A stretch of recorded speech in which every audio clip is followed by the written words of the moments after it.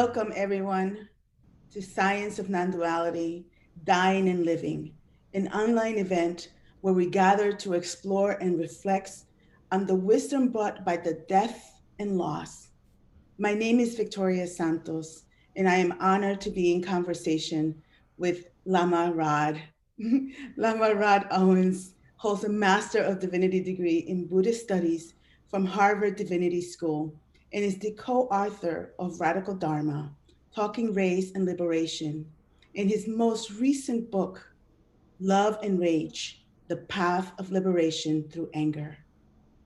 Lama Rod has been published in Buddha Dharma, Lion's Roar, Tricycle, and other publications, to name a few. He offers talks, retreats, and workshops nationally and internationally. Before we dive into the conversation, Lama Rod, will you offer us a practice? Absolutely. Thank you, Victoria, for that beautiful introduction. And thank you for having me on to offer whatever it is I have to offer. So, to begin with, I would love to offer just a 5 minute meditation. And this is what I call a grounding practice. So, I love to do this anytime throughout the day. It helps me to to have a sense of being held and being rooted, because these days it's so easy to feel as if we have no ground, and we're perpetually falling in midair, given, the circumstances of our lives right now. And so to begin this practice, I really just encourage you to allow your body to come into a position that feels appropriate for you. And that can be any position that you want. Sitting down, standing up, lying down, whatever makes sense for you. There's no one way to practice meditation.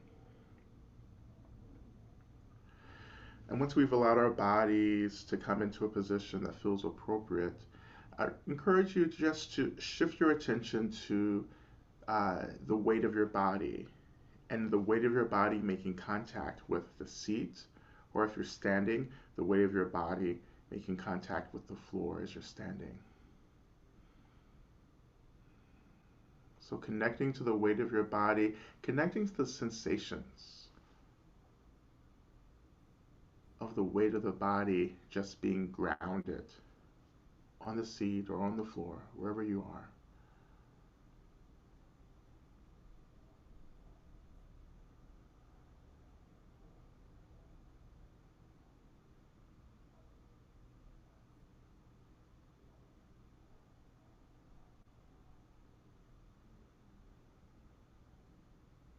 And so in the practice, we're just allowing our attention to really be pulled deep and low into the body. As many of us spend our days with a lot of energy above our shoulders. So we just want to keep and move this energy down deep into the body, close to the earth.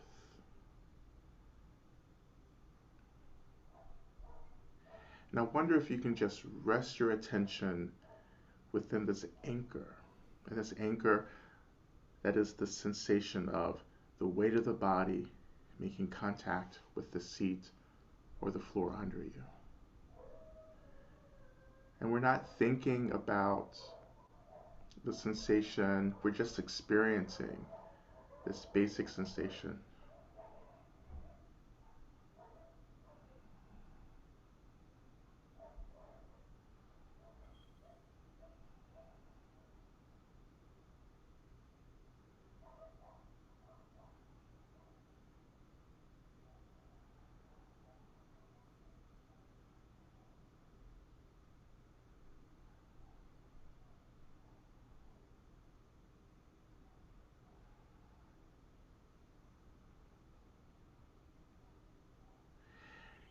And next, we just begin to shift our attention now into our minds. So we begin to notice thoughts and emotions, which many of us have plenty of those kind of running through our minds right now.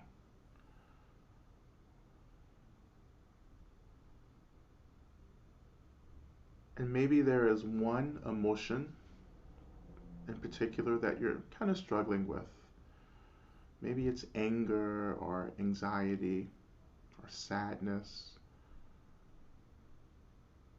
or maybe this experience of numbness, which is also very common right now. But I invite you to choose one of these experiences, one of these emotions.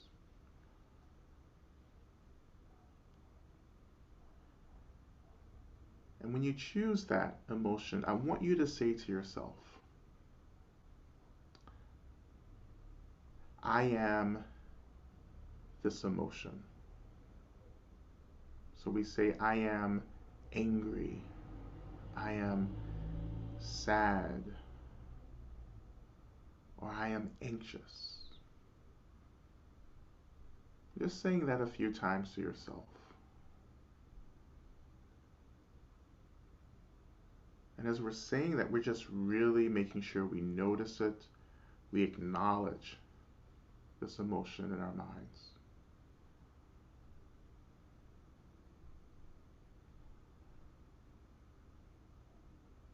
And next, I want you to start saying to yourself and repeating this phrase, but this emotion is just an experience. This emotion, this anger, this sadness, this anxiety, this is just an experience, like many experiences in my mind. And as you say that phrase over and over again in your mind, I wonder if you can just imagine just letting go of holding on to that emotion. Just almost let it free, like free it to really float within the spaciousness of your mind. Because this is just an experience like any other experience. And it's not inherently who I am, but just something that is passing through my mind as an experience.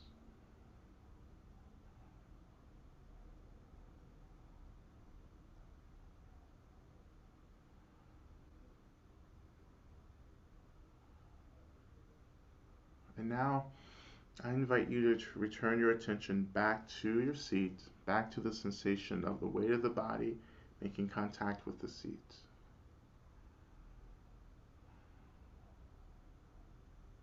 Grounding our attention, letting the sensation really hold us and hold our attention.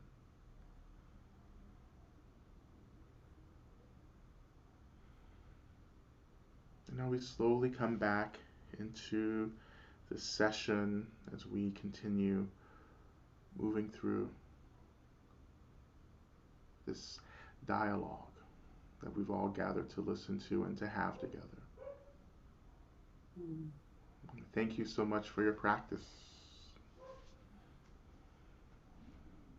thank you. I needed that grounding. Mm-hmm.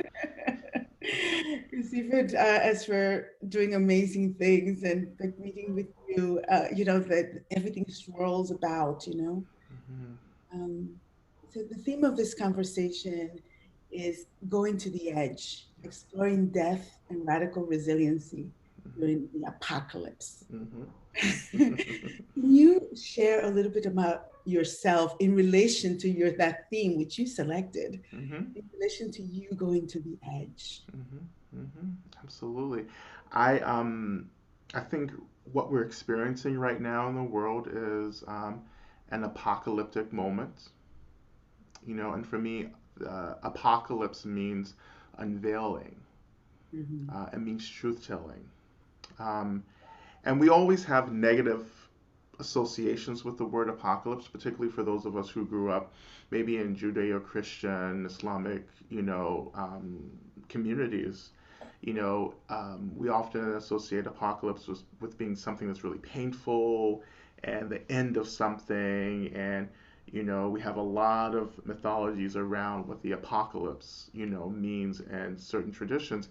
And to an extent, that's all very true because there is a level of intense discomfort that comes with the apocalypse because it is uncomfortable to have to deal with the truth after many years or many centuries of delusion, of ignorance. If you've been in a dark room forever, and then you walk outside into the bright sunshine, that's going to hurt. Your eyes have to get adjusted back to the light, and this is what's happening now. We're moving through a period of getting readjusted to the truth about ourselves and the truth about the world. And not all of us are going to make it to the other side of this. And there's a both a literal and a metaphorical death that many of us will move into. You know, and death doesn't necessarily mean that you failed. When I talk about particularly literal death, that people are actually going to leave this physical plane and pass into the spirit world, it doesn't mean you failed it. It just means that you're continuing the path and journeying onward in a different way, right? But when I talk about this metaphorical dying, I do mean a couple of different things. One, I mean that like our old selves are going to die. Our old ways of being, our communities, these old ways of creating community and society, I think are going to start dying. Mm-hmm. You know, and that's important. That's needed. And a more negative understanding of that metaphysical dying is that I think some of us will not be able or won't have the capacity to do the work of changing to meet the truth. And so that's going to be another kind of death, which I think that's the kind of death that when I say not all of us are going to make it, a lot of us won't be able to have the capacity or put in the effort to dream into a new way of being as this old world begins, you know, to collapse. Right, right. I heard somewhere where you said, I have to die. Yeah, Death is coming and yeah, I'm dying. yeah, And I'm getting closer to the Buddha. yeah, I have to let go of this body so I yeah. can get closer to my authentic expression Mm-hmm. of who I am Mm-hmm. at the moment of death. Mm-hmm. Can you talk a little bit more about that effort? Yeah, yeah. The body, the physical body, is just one expression of who we are, but it's not the most truthful expression of who we are. Mm-hmm. And so, my work and my practice, particularly in the practice of meditation, is to connect to this essence of who I am, right? And, we name that essence different things, in different traditions. In Buddhism, we call it consciousness. Um, in other traditions, we say soul, you know. Other traditions call it the divine within.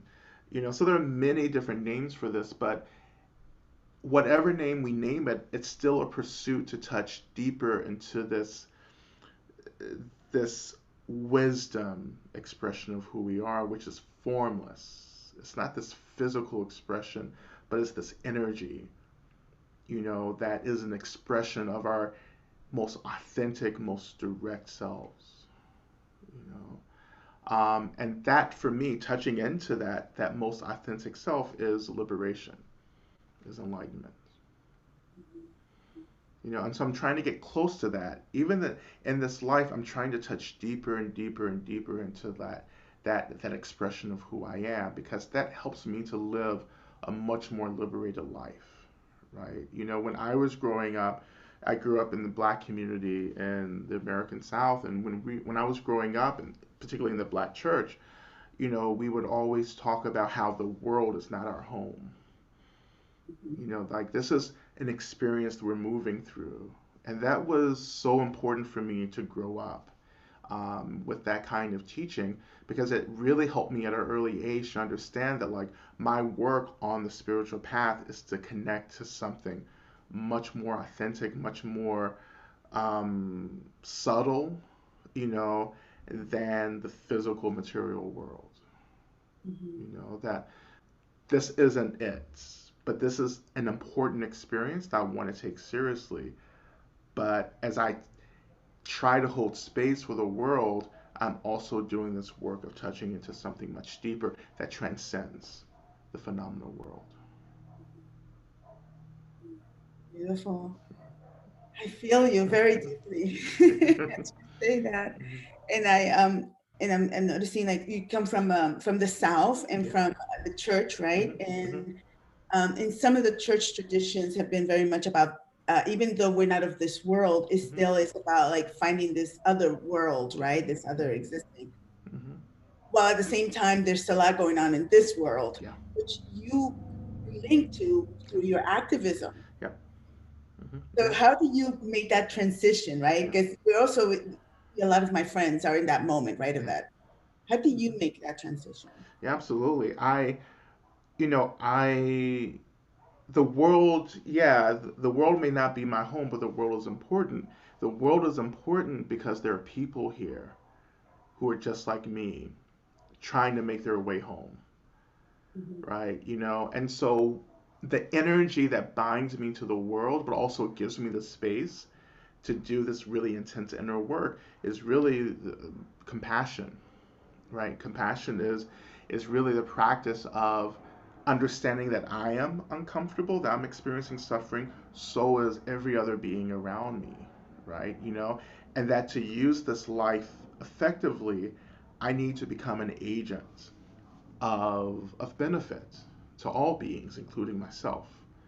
And that helps me, compassion helps me to understand, that it's not just me trying to get out of this world as quickly as possible, that I'm trying to move through the world helping as many people as possible get to their destinations, to get to their final home as well. And I don't have to know, like, I don't have to have a sense of your religion or spiritual path or your beliefs, but all I have to do is say, you know what, you're suffering and I'm here to help. What can I do? You know, and systems of violence, and systems of abuse are things that get in the way of us touching into our deeper selves. Mhm. These systems of violence like racism and patriarchy and homophobia and so forth, they they essentially perpetuate trauma, that gets housed in our physical bodies, right?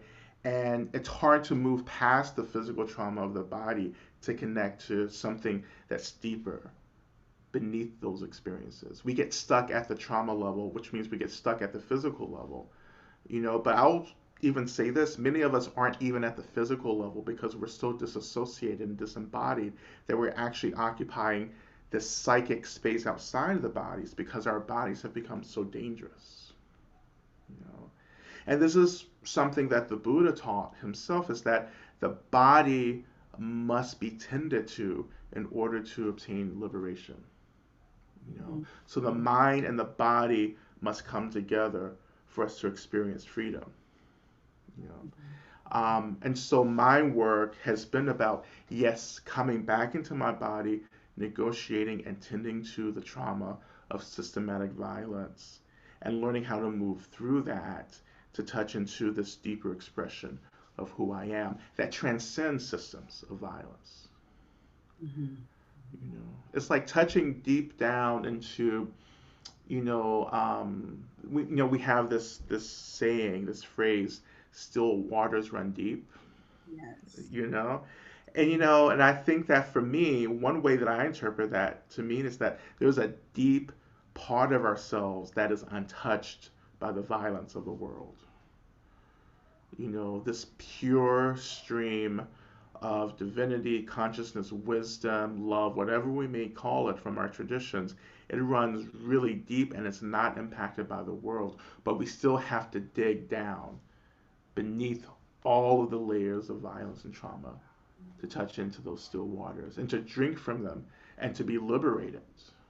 Mhm. Mhm. I love the way you're doing this gesture as you're Mm-hmm. speaking, because it's like going into yourself and it's also Yes. going into your heart. Yes. And you speak a lot about your heart, and you also speak about the brokenheartedness. Yes. Um, can you talk a little bit more about that, about the Yeah.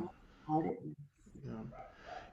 And to be embodied in the world means that there's a level of disappointment that we have to hold space for.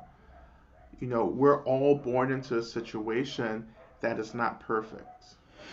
No, no being is born into a perfect situation. Even the most enlightened beings that have walked this earth have had to struggle, you know. And so I call my disappointment this like this deep. I call my brokenheartedness this deep expression of disappointment. That like, yeah, I have to be in this world, and I have to fight to be in the world, and things aren't easy, you know. And I still have to deal with the sorrow and the hurt of violence and of death and dying and of loss, you know.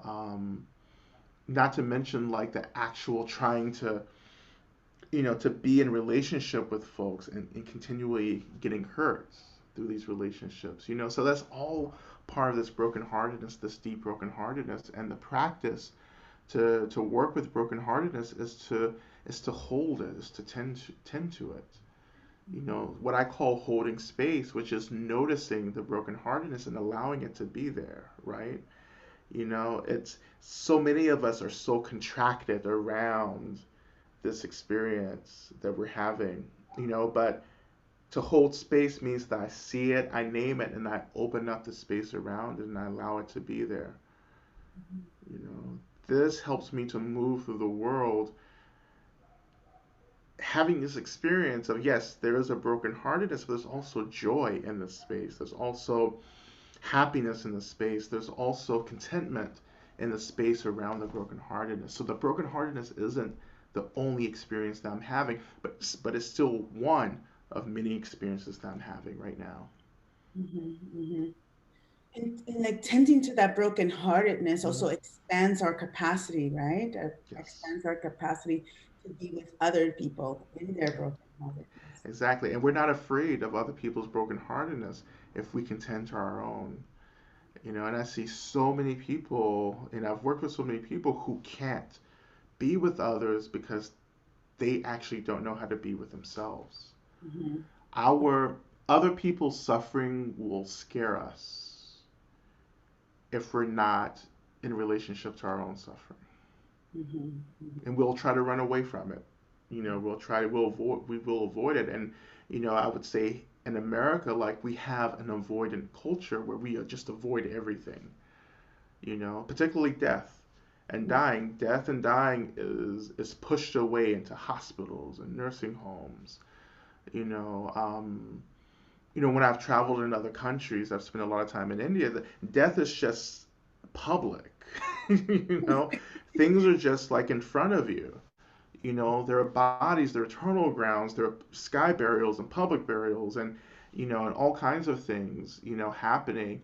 And but here, like we've sterilized death, so we've pushed it away, and so we really can't deal with death, you know, in a really healthy way. Like we don't understand that death is supposed to happen. You Mm-hmm. know, death isn't a punishment. You know, as we say in Buddhism, if something's born, then we know it's going to die. You Yeah. know, it's a basic equation there that we're really struggling with. You know, and so much of my practice has been about confronting death, confronting my own death. You know, particularly, you know, in ways of imagining my death over and over and over again. You know, Mm-hmm. working with the brokenheartedness around what it means to die. You know, and practicing these teachings of understanding that, yeah, but this my body isn't the most authentic expression of who I am. So if my body is not the most authentic expression of who I am, then what is my most authentic expression? And how do I cultivate a life of practice to be in relationship to my most to the deepest, most authentic expression of who I am? Mm-hmm. Yeah, and this moment that we're in right now is giving us such an opportunity Hmm. to really confront death and to be in relationship with death, because either I heard that you know some people who passed Yeah. away, and Hmm. I myself, there was a time where I became ill, and Hmm. I went and got tested and said I didn't have it, but I think it Hmm. was false negative. Yeah. Yeah. I was basically making my list, Yeah. Mm-hmm. And in that moment of Mm-hmm. feeling like I'm going to die, Yeah. but there's such a freedom that comes from that. Yeah. Mm-hmm. Um, how at the same Mm-hmm. time, there's people who also, when they think they're dying, they Mm-hmm. react with anger, Yeah. right? And you Yeah. spoke about the emotions. You spoke about like being able to hold our broken heart, or hold the emotions, finding our authentic self. Mm-hmm. At the same time, the anger keeps us away from that. Yeah. And you have tackled this in your book, right? Mm-hmm. Both the anger and the love. Talk to me Yeah. about the anger, and Yeah. what do we need to let go of? Yeah. Yeah. I mean, for me, in my work, I understand anger, to be the tension that arises between being hurt and wounded and a desire to tend to that. And we don't know how to do that. So we get lost in the tension and start reacting to it, and that's the anger. And so we talk about people moving into the last stages of their life. And I used to work as a chaplain, and I've spent time not just in hospitals, but in hospices, with patients, but also with family members and so forth, people that I've known. And I've seen a lot of anger, in the last stages of death, right? And Mhm. that anger comes from really just a lifetime of hurt that hasn't been tended to, you know. And unfortunately, the time of death is not the time to reconcile that, right? Unless we have these profound experiences of letting go. And so that letting go is really based on self forgiveness. Like at that moment of passing, I say, you know what? I did the best that I could. And then in that moment, being okay with that and believing that. Like I did the best that I could. Now I let go of this life, right? And then I move on into the next expression of who and what I am. But so many people can't do that because they've never had a practice of forgiving and letting go and moving on. Um, but it's not impossible at that moment. As my mother is a minister, is a Methodist minister, and she would always tell me, that you just don't know what happens in someone's last moments. That secret moment that no one sees but is experienced by the person who's dying. She was like, you just never know what happens.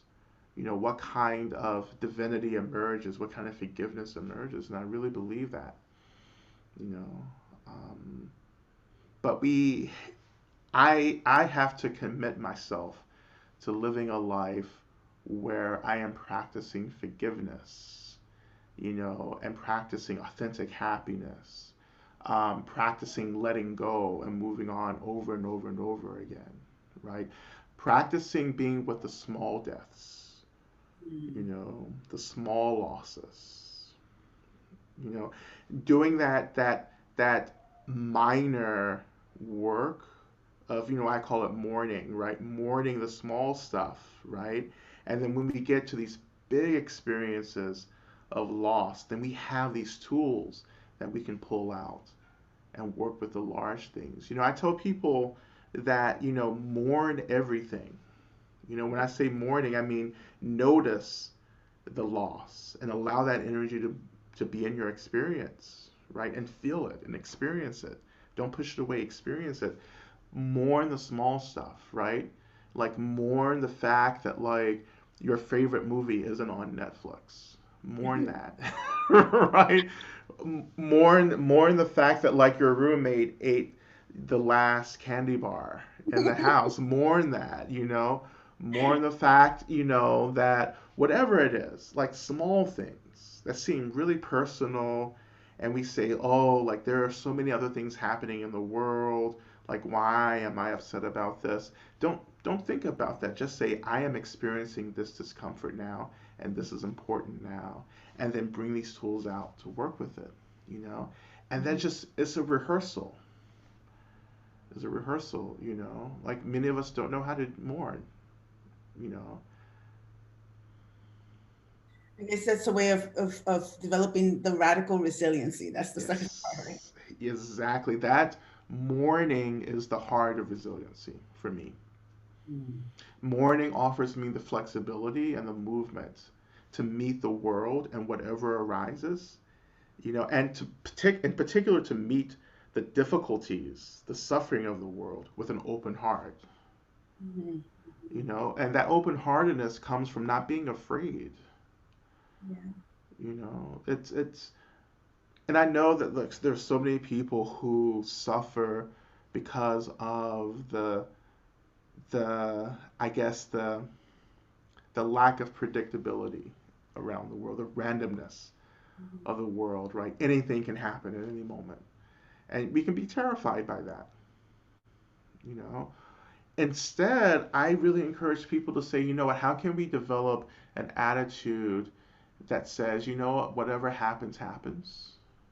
Mhm. I'm going to trust myself to meet whatever happens with as much presentness and open heartedness as I can, knowing that this is happening to every other being on this planet. Mhm. Mhm. You know, every being on this planet struggles with chaos and randomness and all kinds of, from illness to, to death and to financial things, whatever it is, like we're all struggling with something, and that if we can open our minds to that, then we will feel less alone. We will feel less isolated. Mhm. Mhm. Yeah, I was, as you're speaking, I'm thinking about how um, you're coming from being a queer, you know, Black man from the South in the church. Mm-hmm. Hmm. Yep. Yep. There was a lot of practice probably Yep. for expanding into the forgiveness and the brokenhearted, Yeah. and there was a lot of practice, Yes. and in that I'm seeing you are also part of the medicine, Yeah. of the time that we're in right now and what we Mm-hmm. need. Mm-hmm. Mm-hmm. And so there's something about us all becoming the medicine, Yes. Mhm. you know. Absolutely. Yeah. So I don't want to jump around, but it feels appropriate to do so right Sure. now. That Mm-hmm. you started a sangha, Uh-huh. a spiritual community. Yes. Can you tell me a little bit more about that Uh-huh. in kind of what the impetus? Yes. Absolutely. Mm-hmm. The name of my sangha is called Bhumi Sparsha. And Bhumi Sparsha is really a Sanskrit word that means touching the earth. Hmm. So the energy of the sangha is how do we get real about practice, and how do we break everything down in a way that becomes much more accessible for more people, you know? And it's also about how do we do the work of creating, what we call an American Tantra, and Tantra is my tradition. So Tantra emerges out of South Asian religious traditions, and there are all kinds of things that go into Tantra, right? But in short, Tantra, is really about how do we connect to our essence as quickly as possible, Mhm. you know, through extraordinary means. you know? By any means necessary. Yeah, by any means necessary. That's right. By any means necessary, and bringing together all these resources, right? We're talking about body and the breath and visualizations and magic and the elements and mantras, bringing all that together to create a direct path towards realization as quickly as possible, right? So that's really tantra. So what we're trying to do in Bhumi Sparsha is locate this tradition in this context, in a Western American, inclusive, multicultural context. And that means we're calling in to the community practices from other traditions, particularly Native American, indigenous, ancestral, practices here on this land, by working with members of Native American communities here. We're When you say bringing it. here, where's here? Hmm? When you say here, where's here? Oh, here, just in America here, Oh, and you you know, mentioned. because we're spread out over the country, you know. So, but we invite people to bring in their practices from the tradition they're coming out of, you Mhm. know. Um, and so Christian, Hebrew practitioners, you know, we have Wiccans, and you know, we have, you know, folks bringing in practices from Caribbean religions and hoodoo, you know, and voodoo, you know, um, and we're asking ourselves, okay, how do we understand the commonality of all of these religions, you know, and spiritualities, you know, and then how do we start creating something that's much more authentic to us? The wisdom is here, you know, and for me, all these places that I come from, the South and being black and being queer, you know, and all kinds of identity locations, they create this intersection that my practice is filtered through, you know, and so my practice begins to look like Rod, not necessarily my Tibetan teachers, you know, and I bring in my, you know, I have so many I've been trained in other religious traditions as well, and plus I have these kind of innate, you know, natural connections, you know, to other kinds of traditions, you know, as well. So all that begins to mix together, you know, to create the kind of practices that I offer. Um, and you'll see that, you know, when if you read Love and Rage, you'll see that, you know, really, you know, directly. But yeah, Bumi Sparsha, we're all online now, as everyone is now. And we have, you know, we call it an experiment. Really, we call it emergent. So we're an emergent community, which means that we're just shifting. We're always changing. We're always exploring different things. We're always asking questions, and people feel inspired by that. Mhm. You know, to come on board and to be a part of what we're doing. That's beautiful. Mhm. I'm finding that this moment is also calling us to evolve or involve our consciousness, which Mhm. means that it's the boundaries Mhm. are actually dissolving, and Yes. everything around identities and gender and all of that is just, and even religion and spirituality is really, the more we can expand to embrace all of that, I think the more we can support our evolution in Yes. consciousness. Absolutely. Thank you for creating that space. Thank you. As you were mentioning that in throughout this conversation, Mhm. you were pointing at the earth, Mhm. you know, Mhm. and water. And can you Mhm. just tell me a little bit, and tell all of us a little Yeah. bit about your relationship to the earth and this Yeah. planet? Yeah, and maybe Mhm. what do we need to go let go of in relation to that as we Yeah. are moving forward? Absolutely. Yeah. I think the elements are these really basic expressions of the physical phenomenal world, you know, and I think our health is really dependent on developing a close relationship to the elements, you know, because the elements are reminding us of these fundamental parts of who we are. And I think even the elements cut through these experiences of trauma and hurt. You know, Mhm. they pull us into something that feels more like an experience, you know, this liberatory, spacious, expanding experience, right? You know, and so when I think about the earth for me is the element, the energetic expression of foundation, of sustainability, you know. Um, it is also an expression of my body as well, you know. So my body is an expression of the earth is an expression of my body. So ashes to ashes, earth to earth, right? That old, you know, from the Bible. But you know, I want the earth is asking us really to return back to it, to be held. Mhm. You know, because I think disembodiment, because of systematic violence and the trauma that perpetuates in our experience, that disembodiment disconnects us from the earth. You know, I can't tune into the earth if I'm not doing some kind of work to tune into my body. And so the earth can heal us if we surrender to the earth and we connect to the earth, and that will also connect.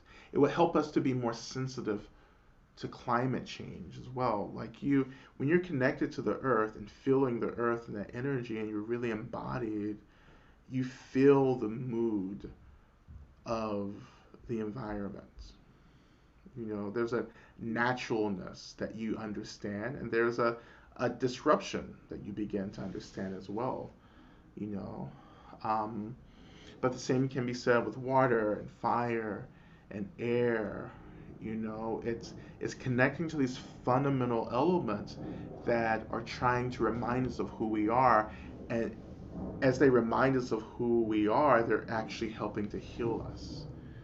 You know, there's a really fundamental, basic, simple way of being that we've lost connection to, and that's been consumed by materialism. So connecting to the elements is the antithesis of materialism.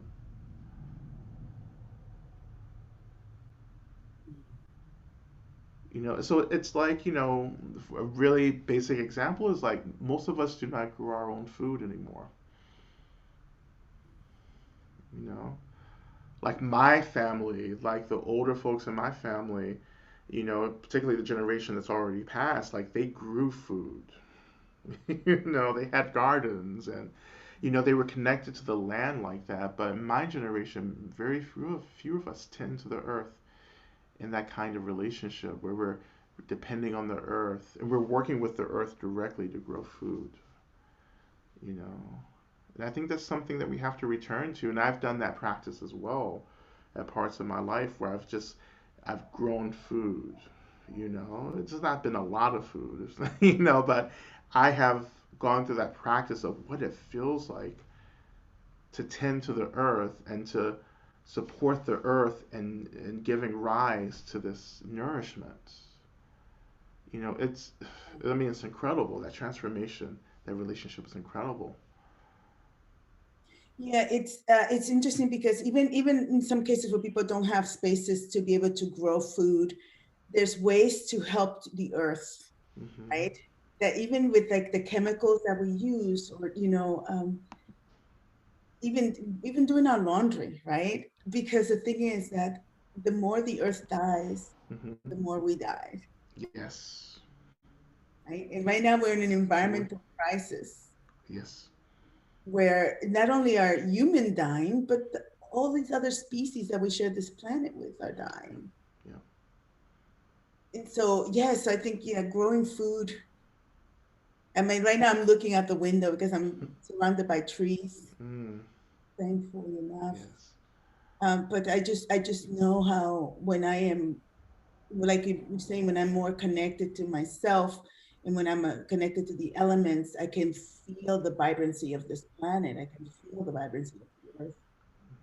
And so we're getting very close to the final piece. But if you could, there's two things I would love for you to reflect on, and one is the thought of back of like who dies, Hmm.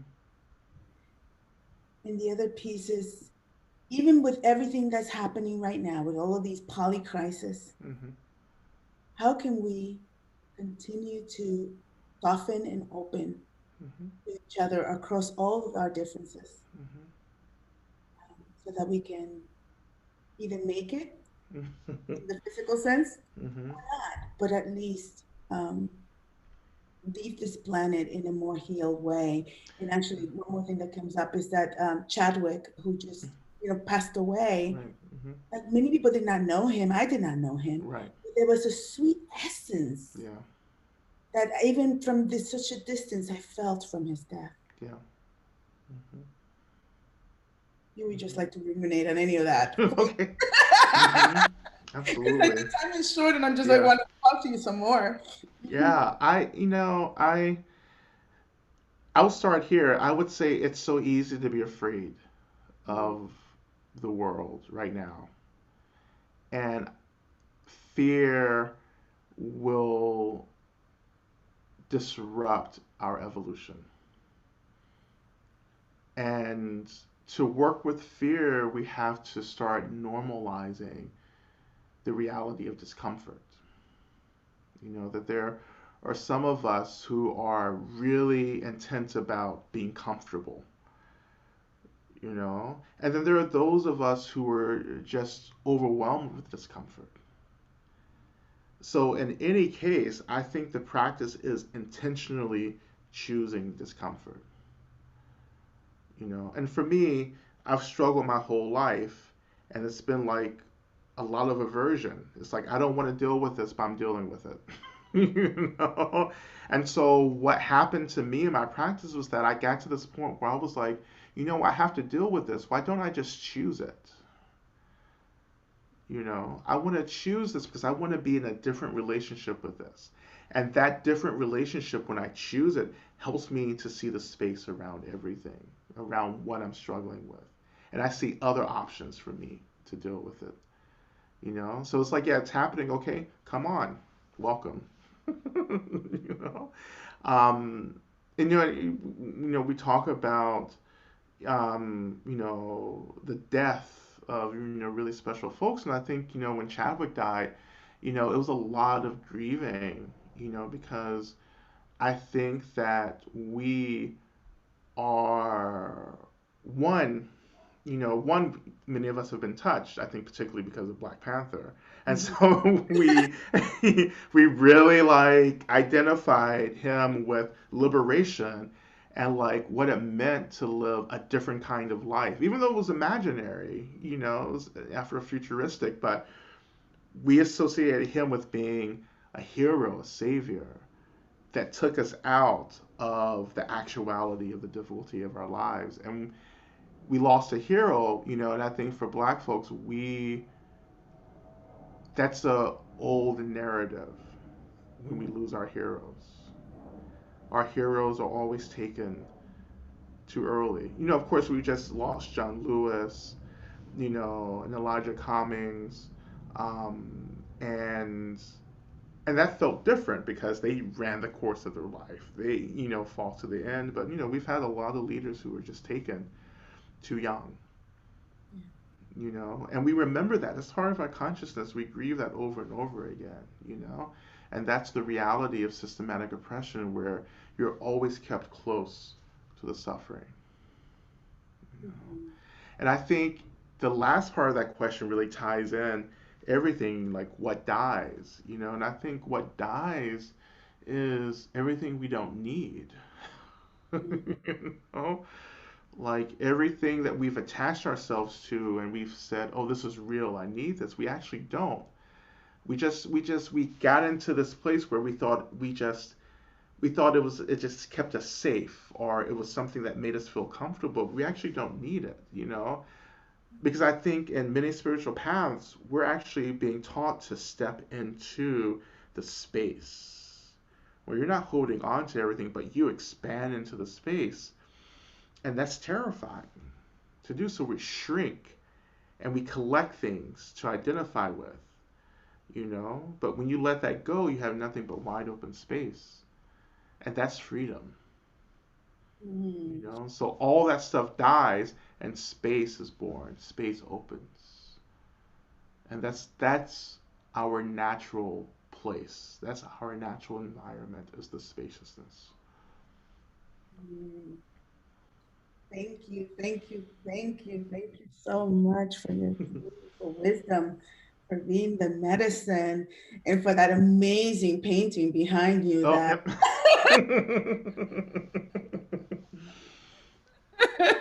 that's just radiating light and love and energy. Thank you for Thank being. you. Have a wonderful rest of your day. Thank you. I appreciate it. Thank you so